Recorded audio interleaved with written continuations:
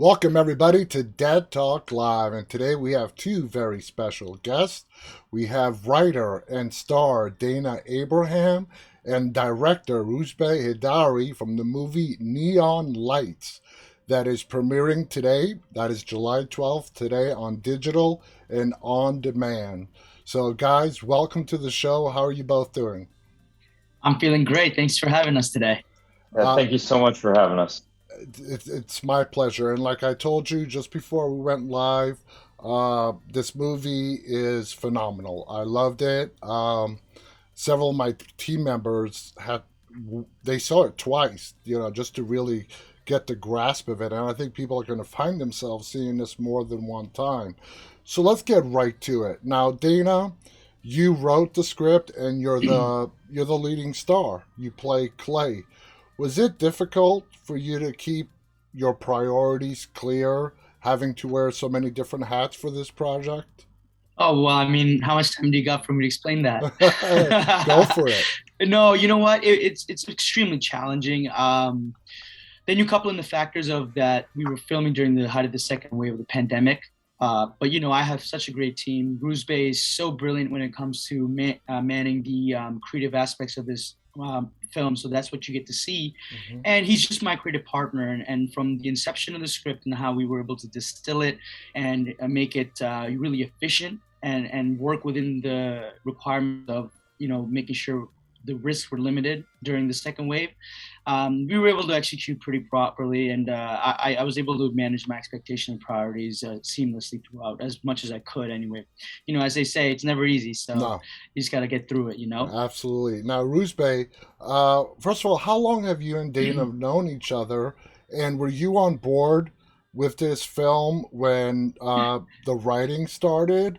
Or did you have to be convinced to be brought on board and direct this? Well, I've known Dana just since the beginning of this pandemic, but it feels Okay. like I've known him for 100 lifetimes, which is kind of special. Um, when we met, we needed to make a film together. We were just, so gung ho about working together and really wanted to push that. And Dana had the makings of a script already called Neon Lights, and then I brought a bunch of ideas out of left field, and he tried to make sense out of them, including his own creative genius, and the script was born. Now, Dana, like we talked about, this is a very complicated film that has a lot of different layers. When you were writing the screenplay, what would you say was some of the biggest challenges that you were faced with? Well, that's a great question. Thanks for asking that. First and foremost, I think the biggest issue that we had was how do we make a movie during the pandemic, Hmm. because we had to be very mindful of casting choices. We had to be very mindful of how to make a psychological thriller with such severe limitations. And so my original script for Neon Lights, it was a really large show. It's something that we couldn't have accomplished during the pandemic period. So, we had to just figure out solutions to every issue. Hmm. So when it came down to cast, we had to figure out ways to utilize the limited cast in a way in which we could tell a story. That led to complications. But the one thing that Ruse and I really agreed upon was that we didn't want to make it a lukewarm or an easy to watch film. The theme of it is mental health. And the theme of it continuously happens to be financial familial failure, childhood trauma, all of those situations and the thematic issues were really relevant at the time. Oh yeah. And so to make a movie of that nature in and of itself is going to be complicated. And we know that we both agreed that if people didn't appreciate it, it's because they might have not gotten the idea of what's actually happening. It's a very cerebral thriller, Hmm. but at the same time, we wanted them to rewatch it, almost like a Christopher Nolan Inception type of thing. You just have to kind of watch it, let it marinate, go back to it. Exactly. And that's where we really wanted to live with this film. And I'm just so proud of my partner here, Ruse. He crushed the days, never went into overtime. We did it, safely. Nobody got COVID on set, and we're just really proud of this film. And that's all I really have to say on that. Now, Roos And Bay, I gotta ask you, when you saw the script, when the story, you guys both helped in with the story. Did you find yourself asking, how am I going to present such a complicated story, a complicated script to the viewers where it leaves them guessing, wanting to come back again for some more, but yet accurately and properly tell the story? Yeah, well, when you're telling a story that central theme is mental health and sort of the breaking down of mental health, you don't want to be exploitative about it. Yeah. So I did my, I did my research. We reached out to therapists and practitioners at the University of Toronto, even, and people I've worked with in my life, and really tried to digest the feel and the essence of it as truthfully as possible. And when you're going through those motions that Clay is, the dots don't always connect, and Mm-hmm. that's a big part of this movie. You know what I mean? Yeah. Is what Clay is going through, and how do you embody that now visually? And the neon lights for us, for me especially, the different colors that were character traits. When you look at someone, when you use someone, it is essentially your projection of them is what you're seeing. It's what I mean. So Yeah. Clay is essentially projecting, and the different colors represent different characteristics and traits, memories, and whatnot. So Absolutely. a lot of prep went into it. We spent a long time preparing just to how to attack it, and then we shot it in 15 days. So we just really had to do the preps to be able to cohesively shoot it in that amount Now, of time. the movie has a very dark feel to it, with sort of like the bright lights behind it, but where the characters are placed, it's a very dark setting. Rouzbeh, was that part of the plan? Did you and Dana work together to work up the lighting to have that effect? Walk us through that. Well, when you look at something visual, um, it's the contrast that makes it. The contrast in the tones, the contrast in the colors, and the light temperatures. That's what makes an image pop. Yeah.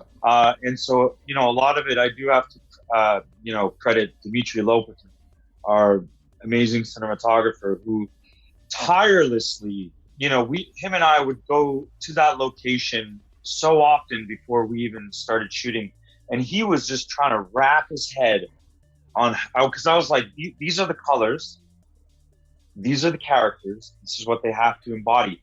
Mm-hmm. So he really dedicated himself in trying to figure out how to light these rooms, so that it would work and it doesn't look off or jarring, but that it just kind of becomes part of the house, and it's as if the house is kind of bleeding all these traits and colors and feels, right? Like we kind of wanted to give it that kind of a vibe, like the house is just infused and It, that's de- the blood of the house. it definitely worked. Dana, would you say the lighting that Rouzbeh was just talking about is sort of like a peek inside Clay's mind as well? For sure. Actually, that I would credit that heavily to Ruse, because when I had originally written it, it's because I was going through the state of New York and I stumbled into this really small town that was really ominous. That's where I got the idea for neon lights. But the neon lights came from because I was walking through a carnival and they had all these neon lights going Wow. on. Rouzbeh, because he's so cerebral, he's such an intellect, he wanted to use color association with the mental psyche and how certain colors are dependent on mood, personality traits, and vision. So I'm gonna let him finish this part, because when I had met him and we are talking about this project, he had right away leaned into Edgar Allan Poe, Mm-hmm. and he had leaned into The Mask of the Red Death. Now, I wasn't well versed in Edgar Allan Poe at that specific time, so I didn't really understand what he was getting at. And it wasn't until after we finished Neon Lights that I read the book and then understood it. But he had also this idea of what each of the floors in the building were for the mind. And so really it just comes down to Ruse's execution and his belief on what made more sense. And, that's why the film is so cerebral because the Yes. script was actually a little bit less complex, but that Ruse is just so great at making you think. He didn't want you to just know what was going to happen. He wanted you to think about what was going to happen to keep you engaged. Yeah. We had two premieres, one in my hometown, Hamilton, over 600 people. And, I stood all the way in the back because I was really scared. And nobody was on their phones because you couldn't be, because you had to be engaged. And I'm sure you can attest to that. Oh And yeah. that goes to Rouzbeh's ability to keep you focused. And So I'll let engaged. you finish, Rouzbeh, the three floors. Can you explain that? Because I don't Yeah, want to I mess mean, this up for you. I mean, the three levels of your psyche, the superego, the ego, the id. Mm-hmm. And, we sort of, even down to the shooting style, the way that the images were captured, technically were different on each of the floors. You know what I mean? So if Yeah. you pay attention, and again, Dana attributes that to me, but I can attribute all of that to Alfred Hitchcock. Right? I mean, when you see his films, that he does that, within the locations and whatnot. But yeah, I mean, I don't know, call it overthinking, but I just get engaged with the words that were on the page and try to bring them to life in my own way. Absolutely. Now, Dana, what would you say was the inspiration, the foundation for Neon Lights? Was it just to tackle mental illness? Was it a little bit more than that? What was it? In about 2018, I made a short film that really gave me an opportunity to then go make features and be put in the rooms to pitch. It was called Prisoner Fear, and it was about mental health. It's something that I've dealt with for a really long time. I know, I mean, I don't want to speak for him, but he's dealt with for a long time, and it's a day-to-day battle. Mm-hmm. It's we're trying to navigate through so much rough terrain, and we're inundated with information and just media and so many different things that doesn't actually help, but actually just inflames those issues. And so for us, when the pandemic had started, I really hit a low point in March because I had just finished Maternal, our first film at Red Hill Entertainment, my production company, and all of a sudden everything just stopped. And I was feeling the pressures of society just like everybody else. And Yeah. and so Neon Lights, I really, really leaned into mental health as much as I could because, at the end of the day, we wanted to tell a story and send a message. Mm-hmm. But then we masked it with a thriller in order to entertain our audience the best that we can. So that way, you get the best bang for your buck. I can But it, personally relate, and let me tell you why. The reason why I started doing this show is because I was in a severe state of OCD, mm, which is mm, anxiety. mm, And seeing a doctor only brought me back 60% of the way, and I needed to find a purpose and a meaning, and I started doing this show. And this brought wow. me all the way back. And mental illness is not something that goes away. It's something you have to learn how to control. Oh And man, sorry to absolutely. cut you off, but I think we say that in the film too, that the healing never ends. Like, I don't want to give away Yeah, but you know what I'm talking about. yeah. It's like the journey of healing is a day-to-day thing, and it It's goes always on. there. It's always there. It'll Ab- never just go away with some, you know, Absolutely. Absolutely. Now, Dana, ocean or absolutely, I completely agree with you. Dana, now you are the star of the movie as well. Clay, we said that already. Uh, you mentioned earlier the challenges you faced with COVID. Was it always your intention to play Clay, or was it a necessity because of COVID? To be honest with you, as a performer, I've just really struggled to book a role. I'll just say I'm terrible at auditioning. But I I wrote the film with the intention of playing Clay, but I've written several other films with the intention of playing the lead role. And it's such a difficult and volatile industry to get that opportunity.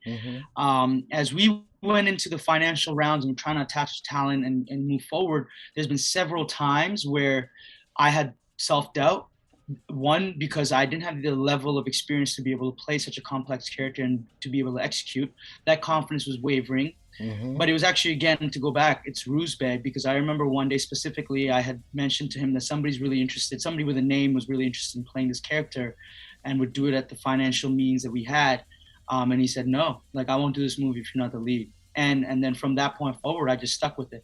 And we really started working on that character like mid-July, where I started figuring out what he should look like and how he should behave. And Rouzbeh got me in touch with a psychotherapist, and we really started talking about the minutiae to be able to execute how schizophrenia works at a certain degree, and not just being, lukewarm with it, and just really pinpointing, targeting those behaviors, because I didn't want to be a comic book character for individuals that do suffer from those illnesses, because that's just disingenuous and a disservice. So again, it comes back to Ruse. I really couldn't have done it without him. He's my best friend, and we've done another movie since then. We're on our third now, and so I'm just a blessed young man to have had him by my side. You guys sound like a great team. Rouzbeh, there's a scene in the movie, the family dinner, where you did this beautifully. The camera sort of pans around the whole table as they're sitting down. How was that idea conceived by you? And did you struggle with it? Did you say, "Man, is this really what I want to do"? Walk us through that. Do you want the dreamy romanticized answer, I or want do you the want truth.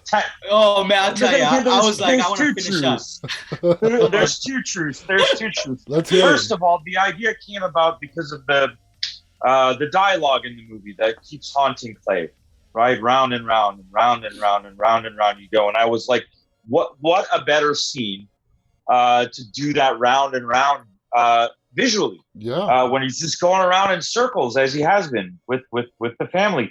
But also try shooting a six-hander. Like, it'll take all day. Yeah. So you put the thing on a dolly, you put the camera on a dolly, and around you go, and it lets the actors really live in the moment, and we don't have to keep doing like 100 takes from each angle to get the coverage. It's just one long shot. Yeah.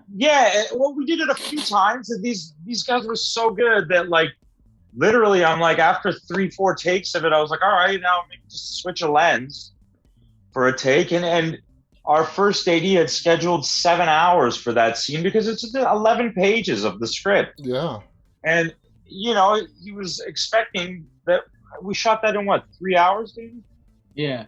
But may I add to that? On again, I mean, you're probably like, yo, these guys are bromancing. Like, all they do is talk about each other. But, Ruse, no matter how people feel about this film, I want people to understand that I've worked with 2 directors before I got to Rouzbeh. I've done other films under my banner. And they're phenomenal as well. But Ruse, he would make floor plans and measure out the dimensions, so he knew exactly where that dolly needed to go and what the camera angles would be.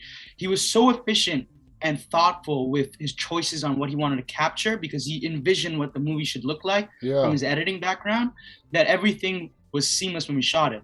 So regardless of how you feel about the film and the complexities and the difficulties of maybe understanding it, the one thing people should take away is this guy came in, shot during the second wave of the pandemic in 15 days because insurance wouldn't allow us to go past that, with a limited crew, limited cast, and he gave you something that's very meaningful. Absolutely. And you cannot do that unless you are excellent at what you do. He eats, sleep, breathes directing. I've seen him work.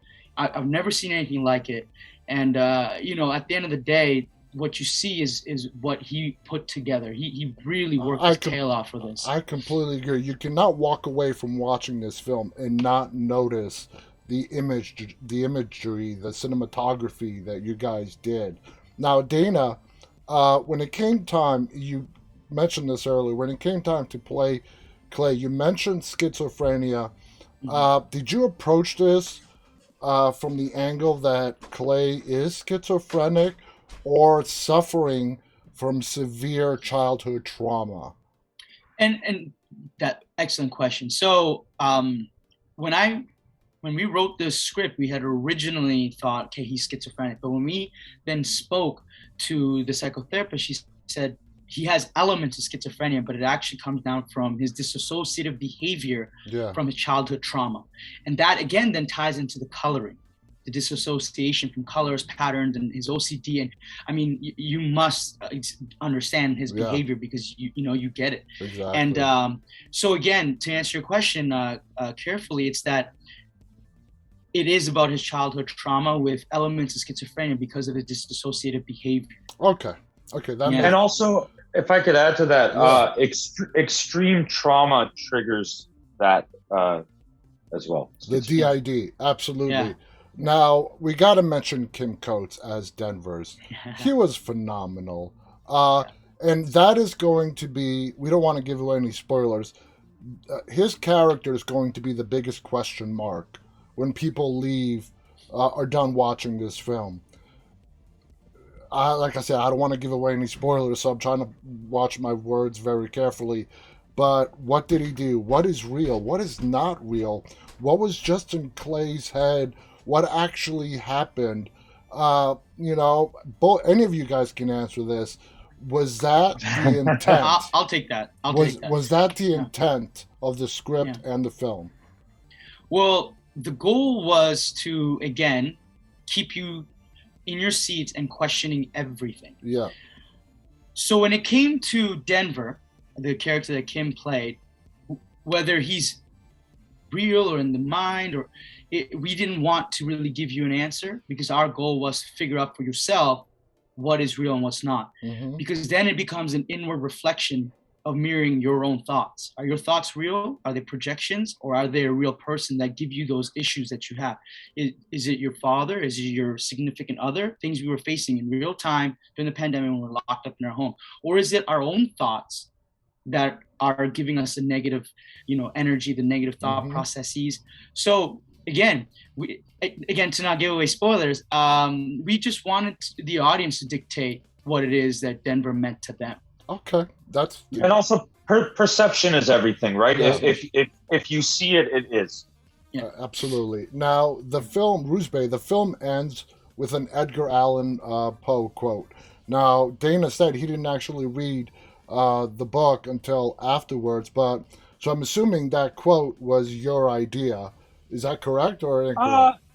I mean, we had a few going on there, but I mean, I don't want to give away the quote either because it's a bit of a spoiler. But Mm-hmm. that seemed to be just so appropriate, right? Yeah, That one. it It was. just seemed to sum it all up. So And I gotta we tell went you, there. like, oh, sorry. I think that was actually Dana's idea, right? Because after we had finished post on the film is when he started reading Poe. And we had another quote in there, and then he comes up to me, and the film is like, it's cut, it's edited, but we're just like finishing it up, packaging it and whatnot. Mm-hmm. And he's like, "Hey, Ruse, what about this quote instead of the one we But have do you in know there?" why, Ruse? I said that because he bought himself a sweater and he gifted me a T-shirt, and it was Edgar Allan Poe at the front, and he had the quote on the back. But this was before we went to camera.